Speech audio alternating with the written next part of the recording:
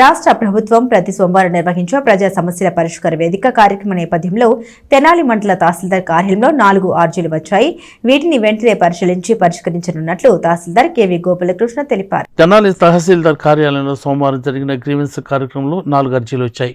పినపాడు పంచాయతీకి సంబంధించి ఒక అర్జీ, పట్టాదారు పాస్ పుస్తకం కోసం ఒకటి, సర్వేకు సంబంధించి మరొక అర్జీ, అలాగే గతంలో పొలం అమ్ముకున్న రికార్డులు చూపిస్తున్నట్టు ఇంకొకరు అర్జీని ఇచ్చినట్టు తహసీల్దార్ కెవి గోపాలకృష్ణ ఈ సందర్భంగా మీడియాకు చెప్పారు.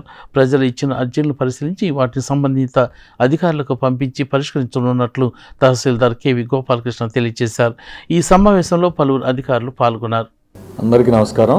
ఈరోజు తహసీల్దార్ కార్యాలయంలో జరిగిన ప్రజా సమస్యల పరిష్కార వేదికలో 4 అర్జీలు అందినాయి.